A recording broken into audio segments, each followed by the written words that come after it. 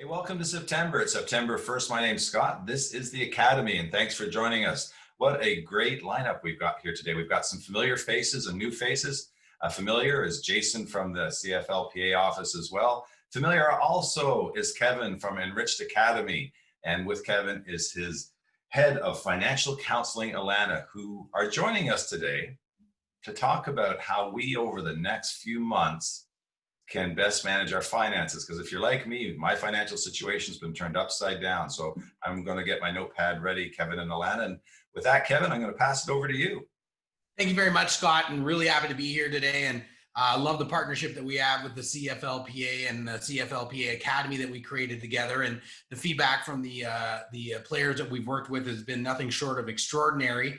And it's interesting, with the crazy times that we're living in right now, you clearly see how critical this knowledge will be. And it's funny, if there's one thing that I do hear from the CFL players we work with, or the NHL, or even OHL, is, man, I wish I would have seen this program or implemented some of the ideas that we learned before COVID hit, which is interesting. But there's a great Chinese proverb I love. It says, the best time to plant a bamboo tree is 20 years ago. The next best time is today. And so you look at the information that you're going to receive here through Alana, who, again, is our head coach, head financial, instructor, the next 6 months to me are critical. A lot of people believe the dust is settling on this right now. I don't think it is. I don't have a crystal ball. I think the next 6 months with the second wave, what's going to happen, when, CERB runs out, all these things are variables that could have a massive effect on what our, what the markets are going to look like, and how much money that we're going to be bringing in over the next 6 months to a year. So anybody who's watching this right now, I congratulate you, because this is going to be a massive, strategy that you can take to really, protect yourself from the rough waters that I think are still ahead slightly. And again, because here's the reality: is nobody could every decade, and I've said this a few times, every decade we run into something we've never seen before.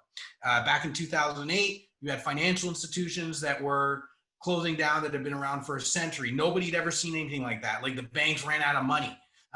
7 years before that, you had planes crashing into buildings. Everybody thought the whole world was going to go at war. And I was talking to Jim Treliving over at Boston Pizza. And, he's been on this earth for 75 to 80 years. And he said, you think you've seen everything. And nobody could predict nobody making any money. A full world shutdown. This is something that we've never seen before. And here's the crazy thing, for a lot of you watching, in 10 years, guess what? You're going to run into something that you've never seen before, right? And it's going to rattle us again. So learning this information that Alana is about to teach you, not only will it help you now, but learn the lessons so that what you learn today, it'll protect you from whatever we don't see coming from 10 years from now.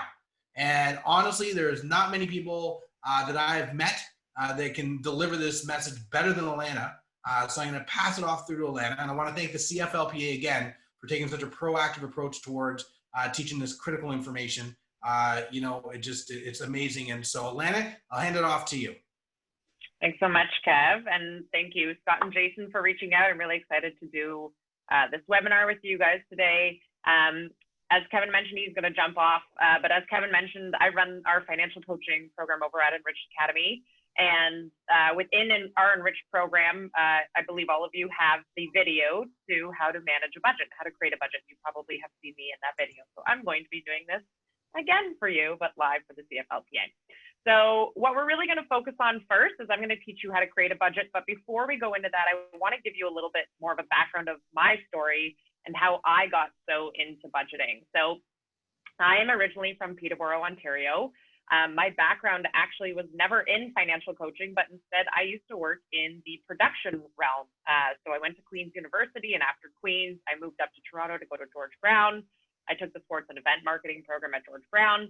And when I moved from Peterborough to Toronto, I realized very quickly how much more expensive Toronto was than in Peterborough. And it was little things that I had never really thought about. Obviously, rent is a lot more expensive in Toronto than it is in Peterborough, but even restaurants obviously were a lot more expensive. And the one thing that I never realized, I thought it was just, you know, across the board, but groceries were even more expensive in Toronto than in Peterborough.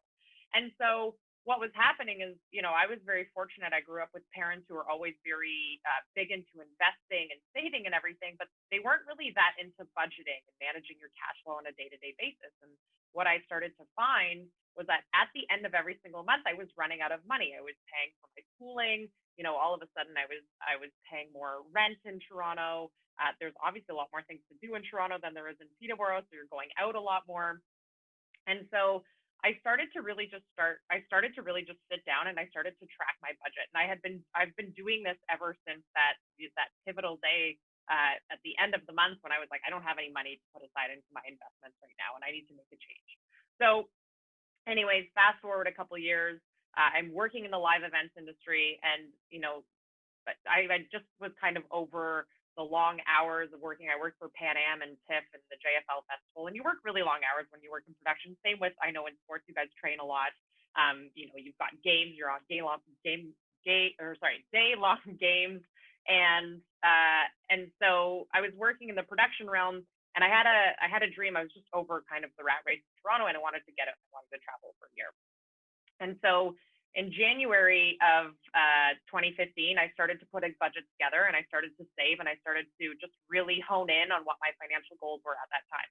And so by the end of that year, when I was ready to go traveling, I had managed to save $20,000, and it was on a net income of $50,000. And I wouldn't have achieved that goal if I hadn't had a budget in place. And you know, when I went traveling, I went to South America and Southeast Asia. I'll show you a couple of pictures of my trip in a second, but people who ran into me and who I talked to about my story, they were in shock as to like how I was able to save this much money. And I guess in my mind, it was just more so of, you know, I didn't really have to cut back on a lot of things in my life that were a priority to me, but it was just kind of the way that I started to think about money. So I'm going to teach you guys today about how to do that with you and how to manage your cash flow, especially in any aspect or in any kind of period of your life, because in every period of our lives, we all have different financial goals, right? And creating a budget and managing that budget is really one of the foundations to building wealth. So this is just a quick picture of me. I now do this section out at our boot camp, which we do in Markham. I believe a couple of you have been out there before. I know I've met a couple players from the CFL before. And actually, when I came back from my trip, the Huffington Post heard about me through a conference that I was at, and they actually wrote about me in the Huffington Post. So if anybody wants to read that article about some tips that I had, you can do that through the Huffington Post. So here are some pictures, as I mentioned, from my trip. I did 3 months in South America. We actually rented an RV, which is this big bad boy in the left left corner down there. I was in Uruguay and Paraguay and with Chile for a bit, and then we flew over to Southeast Asia and did Thailand and Indonesia, and I was in a week in the Philippines. But one of the reasons that budgeting is so powerful and important is because it basically tells our money where to go instead of wondering where it went. That's a really great quote from Dave Ramsey. He's like a finance guru in the States. But there's a couple of really big reasons as to why we need a budget. It teaches us to live within or below our means. And so when we have a budget in place, we understand what money we have coming in and then what expenses we have going out. And if we stick to that budget, it's very difficult for us to overspend and live beyond our means. The second is that it truthfully is the key to financial freedom. We have hundreds of clients who come into our coaching program every single year. And the one thing, I could say the number one thing that they are always missing is actively tracking and maintaining a strict budget. And when they do that, then they start to see the light at the end of the tunnel, because laying down the foundation, understanding what cash you have to work with, and making sure that all of your expenses are covered will allow you to then put more money aside, either if you can put it against debts that you have that you want to get rid of, or if you can put more money against into investments that you need to. But that's really like living below your means by tracking your budget and tracking your cash flow is going to be the key foundation to financial freedom. For those who do stick to a budget, it does really help to eliminate debt. Or if you have more money left over at the end of the month, you can put more money aside into investment vehicles. And then fourth, it makes your goals become a reality. For me personally, I would have never been able to save $20,000 in a year while living in Toronto if I didn't have a budget and I wasn't sticking to it. So I want all of you to do this activity. And I know that a lot of you, you all have access to the Academy on the back end. Within your Academy, there's a budgeting tool. And I want you, before you go into that budgeting tool, I want you to just think really quickly about how much you think you spend every single month. And you can write it down on a piece of paper, write it in your phone, or just have it kind of in the back of your head. But we're going to go back to that number a little bit later. So I'm going to take you now through the 5-step system to control your budget using our budget mastery tool. And all of you can find this in the back end of your Academy. And I want you to do this using your own numbers. And we're going to go through this activity, and it's going to take a little bit of time to set this up, but this is going to be a crucial activity for you to do, not just now, but learning how to do this now. You'll be able to take this all throughout your life with you. Alana, that's the question. Yeah. Sorry. Yeah, for sure. The lag in the internet there. So I'm a player. I've been doing what you said. I've always been, you know, my money just goes out. I've got a budget. I don't know where it goes.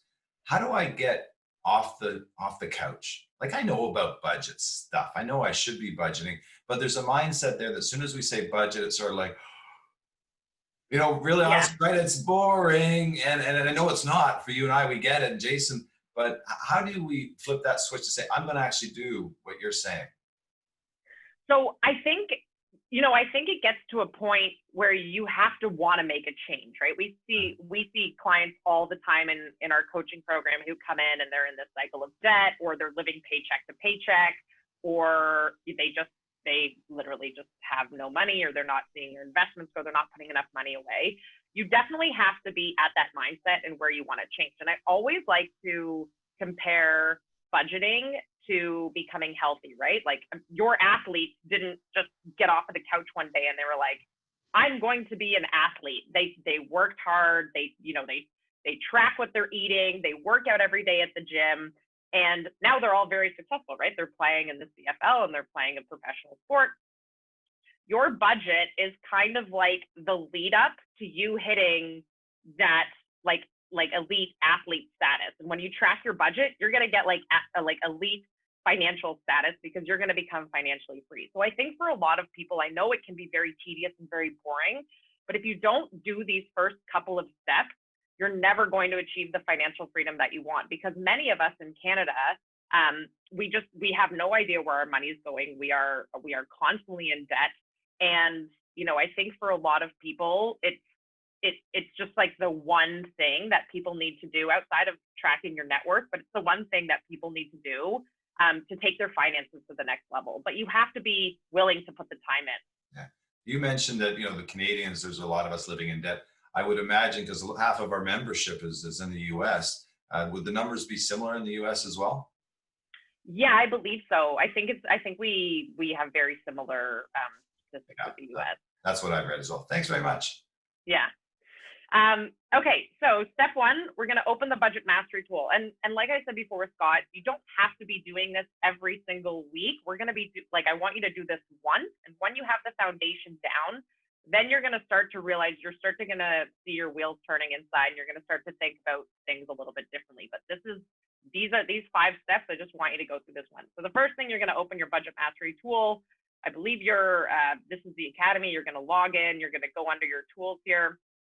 And then you're going to download the budget worksheet under calculators and tools. And it's going to look a little something like this by the time it is all done. So you're going to have a blank budgeting sheet. And what we're going to do is there's 3 tabs at the bottom. We're going to focus first on the current tab. So this is step 1. Step 2, you want to enter your net income. Now, your net income is the total amount you earn after all of your deductions and income tax.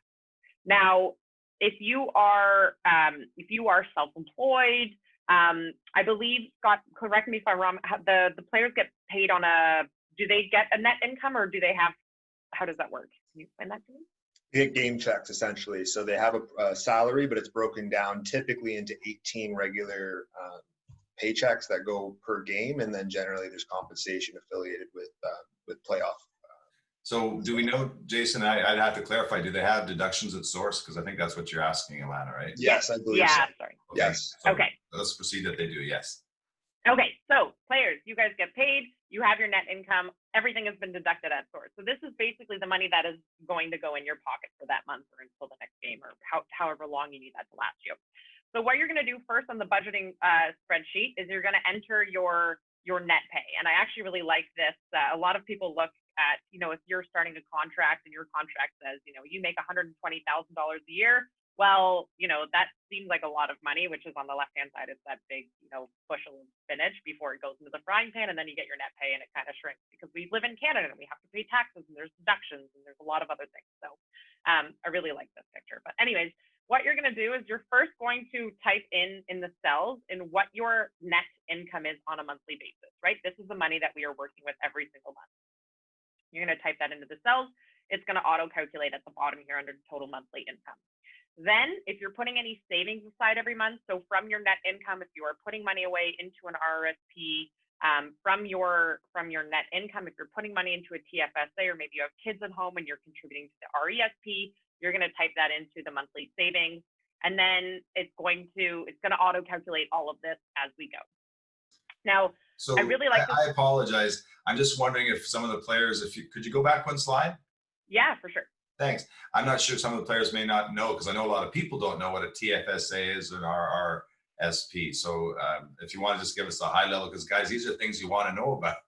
Yes, definitely. So so these are all different types of investment vehicles that are registered with the Canadian government. The tax-free savings account is a really amazing investment vehicle that you can use for shorter or longer term goals. And the TFSA is great because you can withdraw the money, and any income that you make from investments within your tax-free savings account, you don't have to pay any income tax on the earnings. So if you put $1,000 into a TFSA and you make $80 in that year, then you can take out that $80 and not have to pay any income tax. The RRSP, it's a self-funded pension for Canadians for retirement, because most Canadians aren't going to have a pension when we retire. I think only 36% of Canadians actually are going to retire with a pension. So for the other percentage of us, we need to fund our own retirement pension, right? Because CPP and OAS is unfortunately not going to be enough for a lot of people. So these are kind of those registered funds. And then always, everybody should have an emergency account. I don't care if you have a full-time job. We can even see with COVID right now, we had clients who had been working for 20, 25 years. They thought their jobs were stable, and all of a sudden the economy shuts down and they've lost their jobs. They didn't have any emergency savings. They've been having to dip into their tax-free savings account, or take from their RSPs or live off of credit cards. Everybody should have an emergency fund. So that should be incorporated with moving your cash flow around on a monthly basis. Does that answer that question? That's awesome. Thank you. You're welcome. Okay, so I find this slide actually really interesting, because I don't think a lot of people really know what the average income is in Canada. The average income for most individuals is $45,400. The top 10% earn an income of $158,700, and then the top 1% earn an average of $466,700. So you can see obviously where the different tiers are of income. So once you have your income and you understand what amount of money that you're working with on a monthly basis, now this is where the tedious part comes in. And this is kind of, I think, the most important part, and the one part that people typically have a little bit of resistance to, because most people don't want to come to terms with understanding what they're spending their money on. But this is what we need to do, right? Because if we're overspending, that cycle of debt is just going to continue to happen. So step 3 is you want to enter your expenses. Now, what I typically tell clients to do who come into our coaching program is to print off the last 3 to 6 months. Typically 6 months is best, but print off the last 6 months of your credit and debit statements. And what you should do is you should take 3 different highlighters, so 3 different color highlighters, and you're going to go through each of your transactions and highlight them based on the categories in the budgeting spreadsheet. So we're going to go through 3 different types of expenses that you're going to have: fixed, variable, and irregular expenses. That's going to, those colors are going to be associated with those 3 types of expenses. And then you're going to go one step further, and you're going to go through each of those fixed, variable, or irregular expenses. And you're going to sync up the category with the transaction on your credit card bill.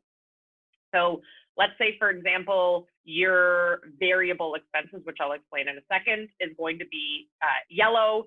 You're going to highlight all of your variable expenses on your credit card bills for the last 6 months.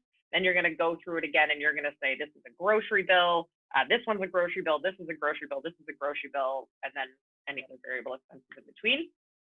And then what you're going to do is you're going to add up all of those grocery transactions for that month, for all 6 months. So you're going to get a total for all 6 months, and then you're going to divide it by 6, because we want to find an average of what you're spending in each of these different categories. It's the only way that we can get a clear indication of what you're spending in each of these categories.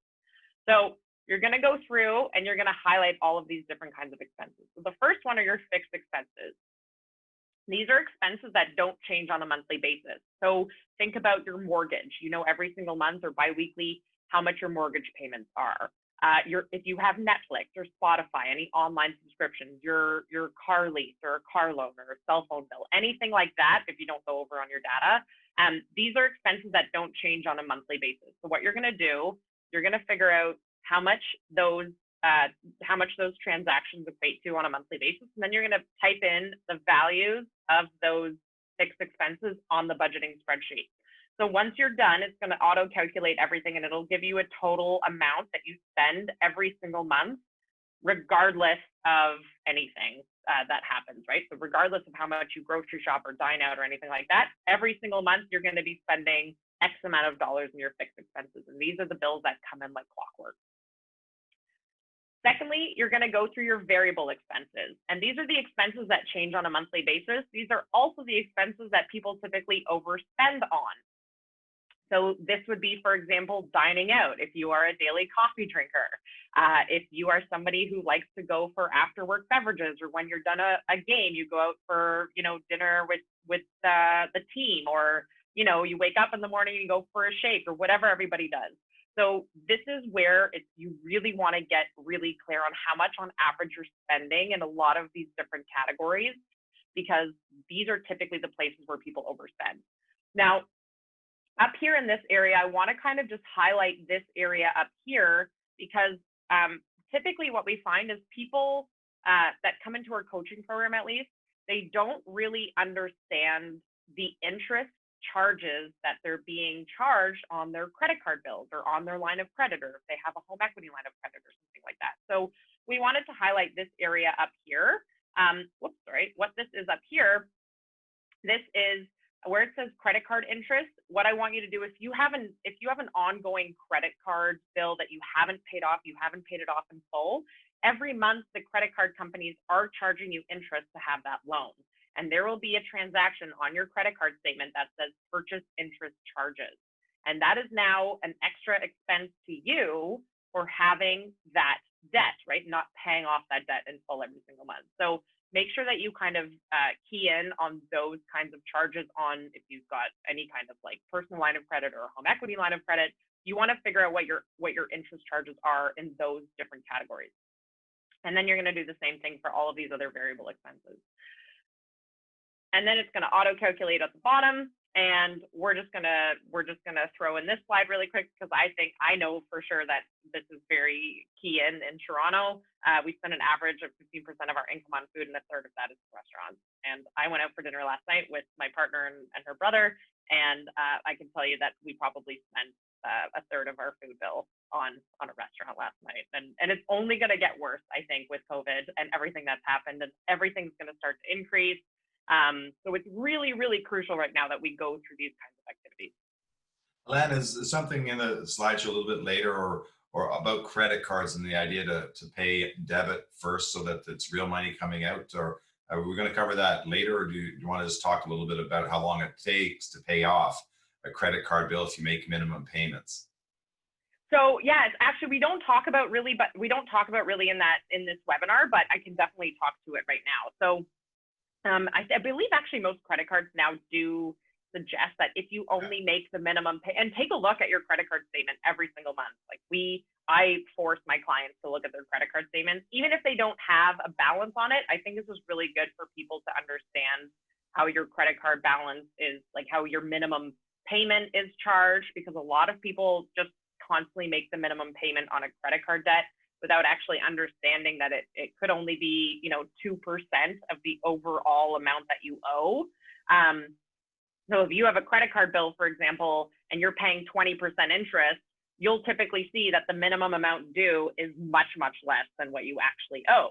This is how credit card companies make money. So if they're charging you 20% interest and your minimum amount due is $10, but you owe $1,000, well, you're never going to pay off that credit card bill, right? But the credit card company, because they'd only, for example, be charging you $10 or 2%, whichever is more, they're still making 18% interest off of you. So it's really important to kind of look at those interest charges. And we always try to suggest in our coaching program to always focus on paying on the highest interest debts first, because you'll end up saving a lot more money in interest charges.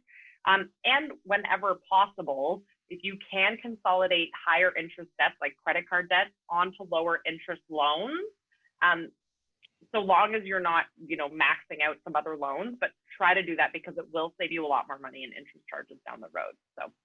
So going forward this fall in September and October, if I'm going to a restaurant, I'm looking at the restaurant, I'm with the guys, it's after the game or something like that, and I'm going to drop 50 or $100 here, and I know I don't have the cash in my pocket.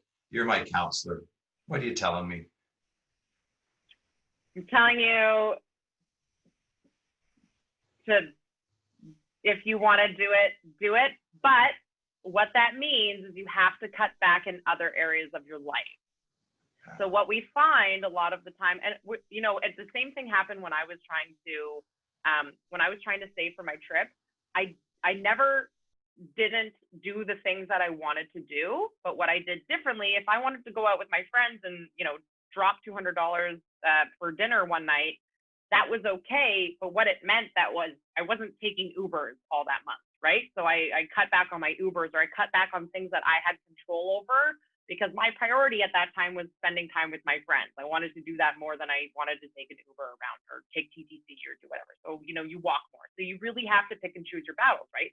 And so it's the same thing. It's like, what is your financial priority? Right now, for a lot of most Canadians, it should be getting through what's happening over the next 6 months. So building up that emergency reserve, so you have 6 months in an emergency account to live off of if a second wave hits or anything else like that. So we'll never tell you not to do something, but just be very mindful of like where you're spending your money. If you want to go out for dinner after the game with the guys, that's fine. But if you're a daily coffee drinker and you go to McDonald's 3 times a day, you may have to cut back on that for the next month, right? Because we can't overspend money that we don't have coming in. And that's not a guarantee to be coming in. And we don't know when that guarantee is going to be coming at the next time. So that's what I would suggest. It's just picking and choosing your battles. Okay, so yes, so then you'll go through all your variable expenses, and this will auto calculate down here at the end. And then I'm just going to flip through here, and then we're going to go through your irregular expenses. And these are the expenses that happen infrequently, but they're expenses that we need to be prepared for. So as an example, every year around December, the holidays hit, right? It's Christmas, it's Hanukkah, it's, holiday seasons, you have friends coming over, you're buying turkeys or hams or whatever you're doing, we're spending tons and tons of money. Well, we know every year that December is coming, right? So we have to plan in advance for these things. It's the same thing with property taxes. If your property taxes aren't rolled into your mortgage and in June that you owe a bill for $6,000, you have to prepare for that in advance. So under the irregular expenses column, what we want you to do is take a look. And if you have these numbers from the previous year, then please use them. But take a look at what you've spent or what you would on average spend over the year in some of these expenses. So if you are like a hardcore concert goer and you love going to music festivals, and I know that's not happening now, obviously, but if I went to Bonnaroo a couple of years ago and I think I spent like $2,000 in a weekend at Bonnaroo. By the time we got down there and flights and everything, I had that money, but it was because I was saving in advance for that money. Like I knew it was coming, so I could prepare my budget properly so I could save that money, right? Same thing with my trip. I'll give you another example. We got a dog back in January and our dog likes to eat things. Well, $6,000 later in December of last year, which was probably the worst month for this to happen, we had to get his stomach pumped basically because he ate a sock and we had to get it removed. But that is a very big irregular expense. And so we had been planning in advance, putting money aside for these regular expenses that happen. So in this area here, the irregular expenses, you need to get an idea of like, what do I spend in a year? If you're somebody that you and your partner, you spend $3,000 a year at the holiday season or at, Easter or whatever, like throughout the year, you want to take the $3,000 and divide it by 12 to figure out every single month what you should be setting aside for those irregular expenses so that when they come up, you are prepared for them and you don't have to go into further and further debt, or you don't have to pull money from your tax-free savings account. So the yearly expenses are really important to incorporate into your monthly budget, but do it by thinking, okay, if I go on a trip every year and it maybe is going to be, if I give myself a budget for vacation for $5,000, divide that $5,000 by 12 to show every single month how much should I be setting aside into my irregular expense account so I can prepare for those expenses. So no holiday should manipulate you to the point where you're going into debt just to show someone you love them. And we see this all the time in our coaching program, especially in January. I think, what is it, the third Monday of every month is called like Moody Monday or Blue Monday or something like that, because everybody's getting their credit card bills in and they're all upset. And, we shouldn't have to go into this kind of debt to give gifts to people. There's other ways to go about doing it. So you just want to be mindful of what is coming up and prepare for those expenses. Okay, so now after we've gone through all of that and you've plugged in all of your numbers into the budgeting spreadsheet, what you've basically done is you've just analyzed your real data. Now, the number that you will see up at the top in the summary section up here, look back to what that original number was that I asked you to write down. Either you wrote it down on your phone or you were thinking about it up here. How much different is that number than the total expenses that you have right now on your budgeting spreadsheet? And most people aren't even close to what they think that they actually spend in a month. It's actually a lot. We spend a lot more than what we think, right?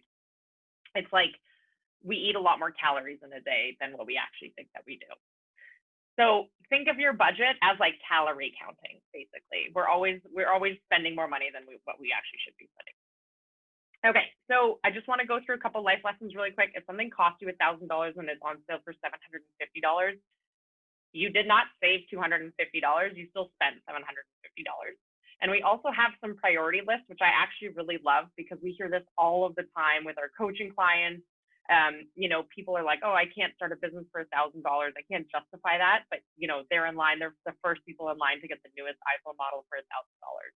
60 minutes at the gym. I wish I had time, but 60 minutes watching Netflix. Let's watch another one. Like, let's just binge watch Netflix. So as I said before, it's all about really just your priorities and what is most important to you, especially with your players. If they have if they have families and they have kids and they want to, send their kids off to post-secondary education, we should really be focusing on, make a list. I always say this to my clients, like when you're done going through your budget, take a look at everything that you're spending money on. And on the budgeting spreadsheet, highlight those, 5 to 10 different things that are a priority to you that are like an absolute, I need to spend money on these things because like I got to put money I got to put food on the table every month for my family. I don't necessarily need to go out 6 days a week for coffee because it's just not in the budget right now. So just go through and really highlight what those priorities are. So step 4, what we're going to go through now is if you're not happy with the money that you have been spending, or if you're in real shock about what you're spending on a monthly basis and you just don't have the funds coming in for it, what we want to do now is we want to create some new monthly goals to balance your budget. You've probably heard the term balancing your budget before because every political agenda out there, they always want to balance the budget. We need to balance the budget as well when we're managing our own personal finances. So what happened previously, if you are sitting there and you're looking at your numbers and you are in shock because of how much you spend on a monthly basis, that's okay, because we can't change what's happened in the past, but what we can do is we can set up different goals to change what happens in the future. And so if we're looking at this now, this is where we're currently at with our spending. This is our example budget that we use. We're now going to go through the goal column of your budget and set things up a little bit differently. But before we do that, I want to take you through the 80-20 principle. And basically what this principle states is that 80% of the money that you make brings most of the joy of your life. And so what we want to do is we want to go through the 5 or 10 different things that are a priority to us. Like I said before, highlight them in your budget and make sure that those are things that make you happy, right? So for me, I'm really focused on health. I love going on vacation. I love cooking. I'm okay spending money on family and friends. And I really like educating myself and going to conferences. So those are things that are absolute necessities in my budget. I'm okay to spend money on them. You don't want to try to lower or eliminate these expenses. For me, the things that you don't really care to do in your life, that don't bring a lot of joy to your life, those are the things you can start to kind of limit on, right? To make room for the things that you do like to spend money on. So for mine, as an example, housing, I'm still a renter in Toronto. I do love the city right now. I could probably move out of the city and buy a house, but I choose not to because of just where I am right now in my life. I hate clothes shopping. It's not something that I love doing. Phone and cable, I always try to get the best package. Like I'm not the person who's in line for the iPhone 11 or 12 or whatever's out right now. So these expenses that everybody has, we all have things in our budget that we could just totally eliminate, get rid of. That's what you want to think about when you're going through the goal column of your budget, is what are these things I don't really need to spend money on? So as you're going through the goals, there is a tab on our budget spreadsheet. It's called action steps. And as I go through this, I'm going to give you guys some tips and tricks on how to maybe cut back a little bit on some of your spending. But you can make some action steps in the budgeting spreadsheet. So as you're going through the goal column, you can revert back to the action steps to be like, okay, what do I need to do next? How do I do this? Or how do I do that? So let's go through that right now. So here are some tips and tricks that I use to save money before I went on my trip. Call current utility providers to ask for a better deal. There's actually recently I found a company that operates out of Ottawa, I believe it's called Bill Busters. And it's really cool. What they do basically is you send them your utility bills or your phone bills or your internet bills or anything like that, and they call your providers on behalf of you and try to get you a better deal. They actually saved me like $550 last year, and you only pay them if they save you money. So every single year, you're going to start to see your utility bills going up. Call your providers, call retention services. If you want, call Bill Busters. They will help you out. Make dining out a treat, not a habit. Same thing. We've gotten into this culture where we've gotten into this like rushing culture all the time, where we don't have enough time in the morning to, let's say, make breakfast, and people just go to McDonald's and they're like, oh, I just bought a $5 sandwich and a coffee. Well, if you do that every single day, it really starts to add up. So you want to make your dining out a treat and not turn it into a daily habit. Go to the discount section of the grocery store and price match. A lot of grocery stores still do this. There's also a ton of grocery stores, like I know Loblaws and No Frills, and I think Sobeys does it as well, where they have different areas of the grocery store. I still go to these sections. They're like 50% off produce because they've got new produce coming in, and they've got to make room for produce that maybe has been sitting there a little bit longer. Not that it's rotting, but it's 50% off. And if you meal prep on the weekends, then it's great. Bike or walk as much as you can, obviously. Make coffee at home instead of buying it in shops. You can go out to Canadian Tire, buy a French press, and it's going to cost you a hell of a lot less. Cut your bank fees. This is a big one that a lot of people don't think about. There are tons of different banking systems out there, no fee banking. I know a lot of people don't even use brick and mortar banks anymore, but look into something like Simply Financial or Tangerine or EQ Bank or Wealthsimple, I think, has a banking, no fee banking at all. So if you can save yourself $15 a month and instead put that $15 a month into your kids' RESPs or against your credit cards, it's just going to help you with your cash flow overall. If you are somebody who loves books and you love buying books, we have these things called libraries, and you can get a library card and it's free. You can get as many free books as you want. Get rid of your cable and buy a box or use a streaming service. Now, especially with like Netflix and Amazon Prime, it's obviously, if you looked at it, like I have clients sometimes they're like, oh, I get the sports channel, but I'm paying $90 a month. It's like, I'm sure that there's a sports channel out there that you can get through the streaming service. Sell unwanted stuff on Craigslist. Could you do that? Go over buns. This was a big one for me before I went on my trip. I did a huge purge of everything, and I think I made like $500 or $1,000 that went towards my trip budget. And buy used whenever you can. You could buy a used car, you could buy used clothes, if you can buy used anything. You know, the internet has made it so easy these days to save us money. Let's use it.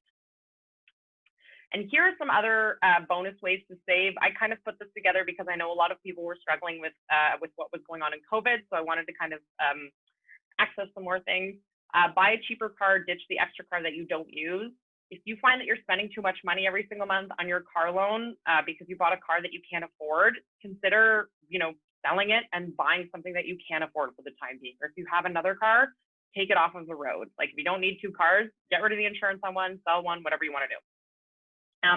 Take a good hard look at your insurance. We see thousands of clients who come into coaching and they're overinsured.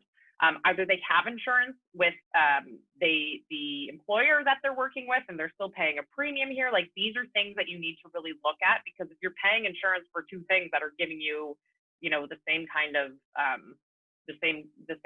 coverage, then you could probably cancel one premium and save yourself a couple $100 a month. Get rid of some of those extended warranties if you don't need them. Watch your investment fees. This is a big one. So for those of you out there who have tax-free savings account or RSPs or RESPs or, you know, cash trading accounts, if they're being actively managed by somebody, you really want to hone in on what are your investments doing and how much are you spending in fees every single month.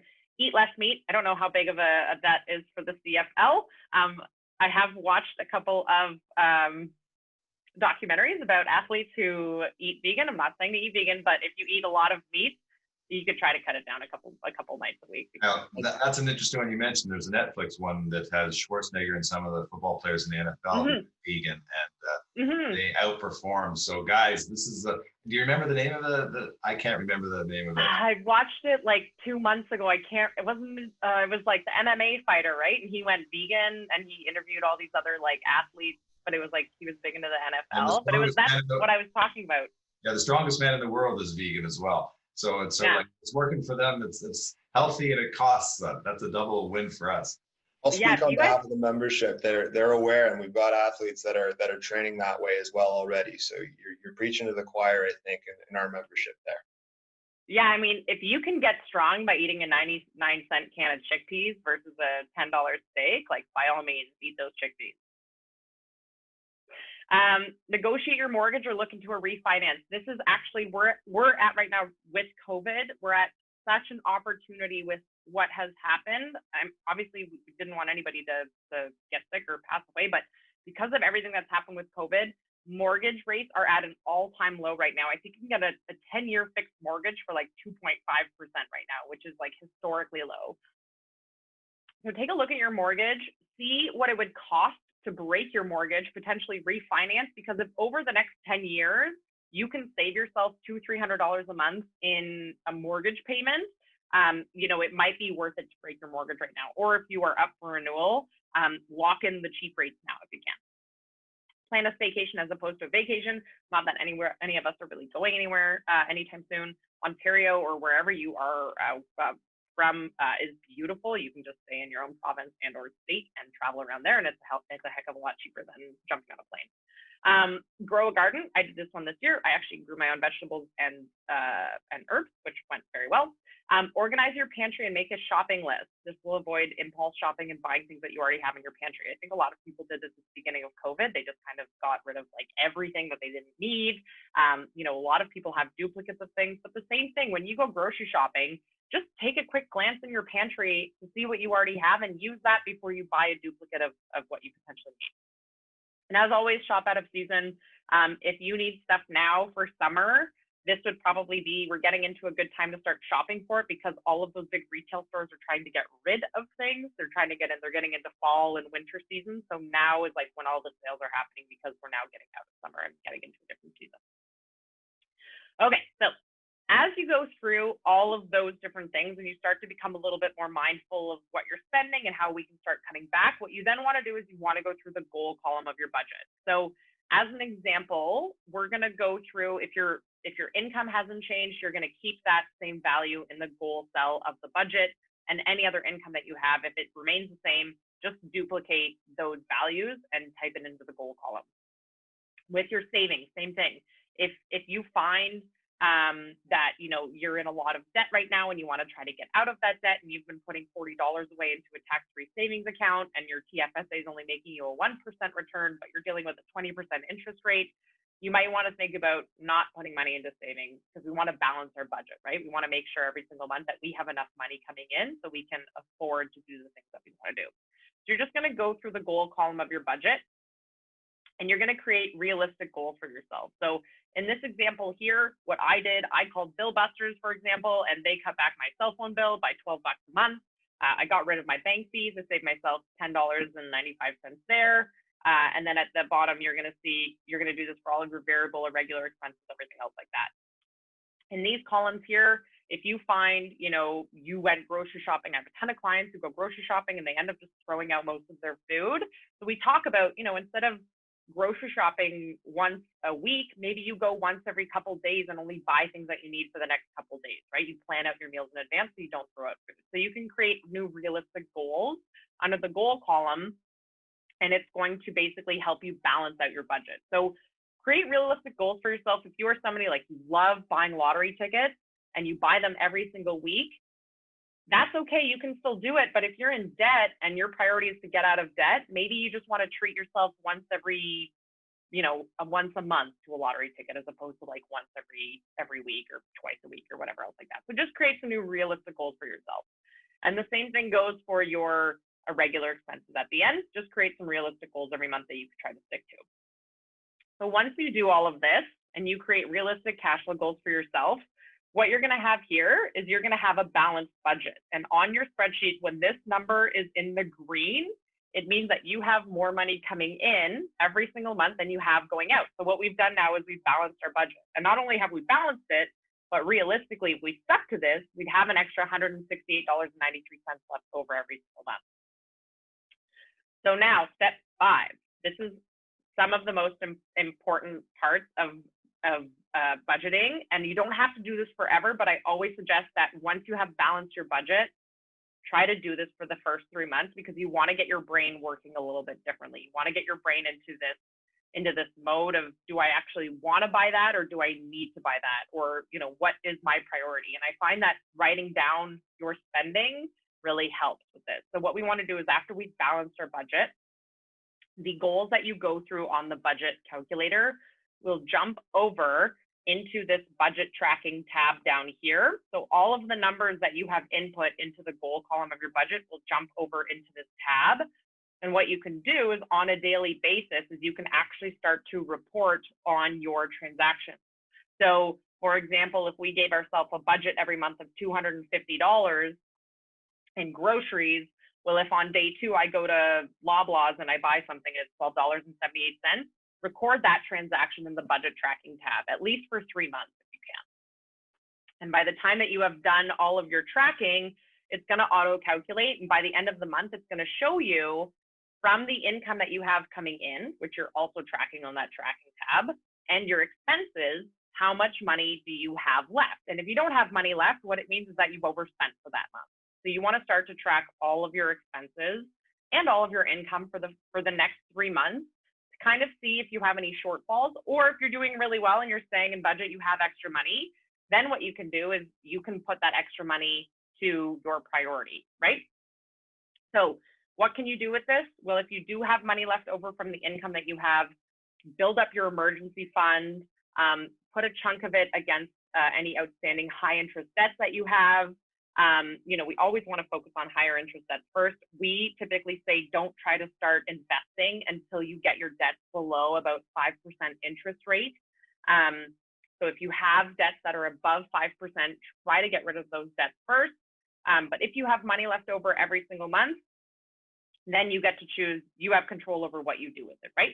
If you want to go out and you want to take, if you've got $450 left and you're like, I'm going to treat myself because I did really well this month, you can go out for dinner if that's what your priority is, right? If you want to send your kid off to college or university or post-secondary education, throw more money into their RESPs. So this is kind of where, as I mentioned before, that foundation of managing your cash flow has so many other effects on everything else that has to do with your finances. So I just want to leave you right now with some best practices and tips moving forward. Update your budget tracker daily. If not, you can do it every 3 days, but set 5 minutes aside to do this. I actually did mine this morning. I take a look at my budget every 4 to 5 days. My goal right now is actually to retire at the age of 55, and I am on track to do that. But I actively manage my budget, and I track every single dollar going in and every dollar going out. And it doesn't take me a long time. Like I said, it takes maybe 5 minutes every couple of days. The hardest part is setting up your budget. What I just taught you how to do, that's the hardest part. After that, it's just maintaining it. Keep all of your receipts from debit, credit, and cash transactions so you can record them into your budget tracker. And if you need to, you can use an app or program. Just make sure to review it every few days so you're staying on track. So I know that a lot of the big banks right now, RBC has one called My Budget Tracker. There's a program out there called Mint. I like to use an app called Visual Budget where I have to record my transactions myself. There's a really awesome app out of the States called You Need a Budget, also known as YNAB. So if you need to use those, it's totally fine. But just make sure that you're actually reviewing them every couple of days, because we have clients that are like, oh yeah, I'm using Mint, but like I haven't looked at it in the last month because it does it automatically for me, which takes away from the whole purpose of tracking your budget. So key takeaways: creating your budget and actively tracking it will be the most important thing that you will do. If you do this, it will change your life. We've seen in our coaching program, clients who track their budget end up spending around I think it's like $860 a month less than what they did coming into our coaching program. And all we've asked them to do is create a budget and start tracking it for the next couple months. By actively managing your cash flow, you can master your finances and build wealth faster. And financial freedom is just around the corner, but you need to learn how to properly manage your cash flow. And that all starts with creating your budget. And I think that's it for me. Did you guys have any questions? I don't know if there was any comments or you needed any further clarification on anything, or. No, that was just incredible in terms of the steps to go through. So if I'm a player and I've just listened to this, as I leave here, Alana, the next step for me to do is it to go to the budget creator? Yeah, so within your academy, there should be worksheets and tools, and you can download our budget tool through the academy, and it'll come out as in an Excel document. If you don't have Excel, it's like we always say, you can use this tool. Some people want to just do it in an old-fashioned pen and paper. That's totally fine. Get a piece of paper, figure out what your expenses are, figure out what income that you have, and then plug in the numbers from there. We created the tool for you, so it made it easier for people to plug in those numbers. If I can use that as an opportunity as well, all CFLPA members do have access to this from CFLPA.com. We did a little bit of work earlier in the year to try and streamline that access. So just like you would do to access salary information or other information from CFLPA.com, any member that is registered can simply log into CFLPA.com, and once you're on the Academy page, click a button to get you right into the back end of Enriched and find these resources. So just wanted to make sure that everybody understood how to do that. So with all the stuff that's going on, Alana, if we had a player and they just had a question or they got stuck someplace, is there a place through Enriched Academy that they can reach out to? I know Jason and I on the occasional basis can certainly help out. What would you suggest? So I think the first thing, if you did have a player who had a question about something, we do have our support team. It's support@enrichedacademy.com. If they're unable to answer a question that one of the players has or anybody within your association, they will forward it over to the appropriate person in our team who can answer it. So sometimes I'm answering questions if we have people who come in and they have more specific financial related questions, and if it doesn't take me an hour to do, I can easily answer that question. But send the question first to support@enrichedacademy.com, and they will send it to wherever it needs to go. And if I can echo that as well, I know that your team has done a fantastic job with one-on-one coaching. And so I know that is something available from Kevin, Jay, whomever is available at the time. But there's been a lot of success and a lot of positive stories from a lot of our members. So I want to thank you guys on that end as well. Yeah, thank you for everything. And thank you for supporting us all of these years. I know we've had a really great relationship, and we're really looking forward to see how things progress down the road. Well, at the end of the year, maybe we'll get to you on for doing something on investments as we all try to max out our opportunities in 2020. There's always something to do, which is what something to do. So, hey, Alana, thank you so much for your time today. And it's just been absolutely fantastic. And for the guys here, I hope you got a lot out of it. Any questions immediately, you can get a hold of Jason or I at academy@cflpa.com. If it's for the Enriched Academy, that is available through the CFLPA.com website. There's the links there for you to get in touch with them. So awesome information. Thanks so much. Thank you guys for having me. Okay. Cheers, everyone. We'll see you again soon. Bye.